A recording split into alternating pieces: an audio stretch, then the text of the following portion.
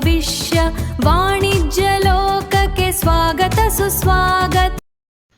Hello ವಿಬೋಸ್, welcome to Neela commerce academy.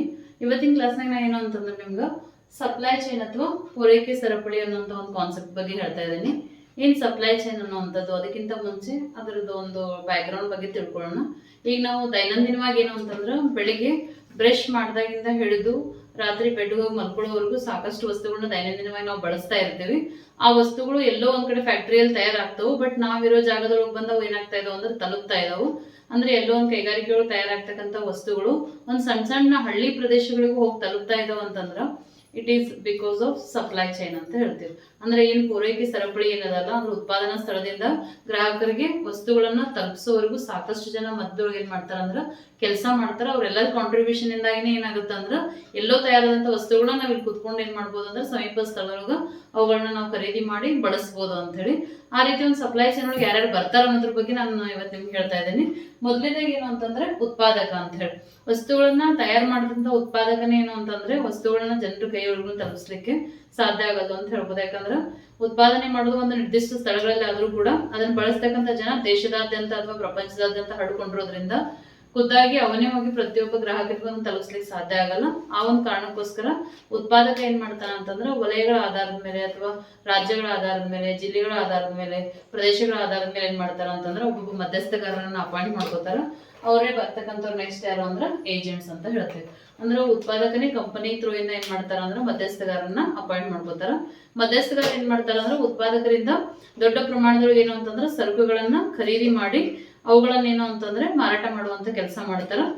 ಅವರು agents ಅಥವಾ ಮಧ್ಯಸ್ಥಗಾರ ಯಾರಿಗೆ ಮಾರಾಟ ಮಾಡ್ತಾರ ಅಂತ ಬಂದಾಗ ಅವ್ರ ಅಂಡ್ರೊಳಗೆ ಬರ್ತಕ್ಕಂಥವ್ರು ಯಾರು ಅಂದ್ರೆ ಸಗಟು ವ್ಯಾಪಾರಸ್ಥರು ಅಥವಾ ಹೋಲ್ಸೇಲರ್ಸ್ ಅಂತ ಕರಿತೀವಿ.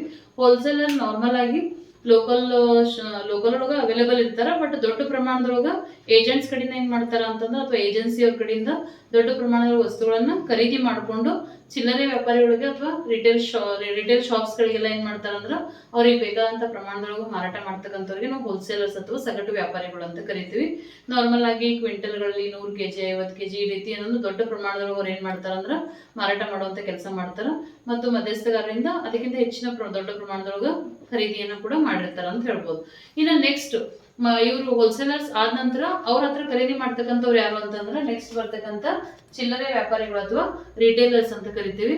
ರಿಟೇಲರ್ಸ್ ಏನ್ ಮಾಡ್ತಾರ ಅಂದ್ರ ಲೋಕಲ್ ಇರ್ತಕ್ಕಂಥ ಸಗಟು ವ್ಯಾಪಾರಸ್ಥರಿಂದ ಅಂದ್ರೆ ಹೋಲ್ಸೇಲರ್ ಇಂದ ಏನ್ ಮಾಡ್ತಾರ ಅಂದ್ರ ಸ್ವಲ್ಪ ಚಿಲ್ಲರೆ ವ್ಯಾಪಾರಿಗಳು ಅಂದ್ರೆ ಗ್ರಾಹಕರಿಗಿಂತ ದೊಡ್ಡ ಪ್ರಮಾಣದೊಳಗೆ ಏನ್ ಮಾಡ್ತಾರ ಖರೀದಿ ಮಾಡ್ತಾರ. ವಸ್ತುಗಳನ್ನ ಖರೀದಿ ಮಾಡಿ ಅವ್ರದೇ ಆದಂತ ಒಂದು ಸಣ್ಣ ರಿಟೇಲ್ ಸ್ಟೋರ್ಸ್ ಗಳು ಇರ್ತಾವ, ಅಲ್ಲಿ ಏನ್ ಮಾಡ್ತಾರ ಆ ವಸ್ತುಗಳನ್ನ ತಗೊಂಬಂದಿಟ್ಟು ದೈನಂದಿನವಾಗಿ ಮಾರಾಟ ಮಾಡ್ತಾ ಇರ್ತಾರ.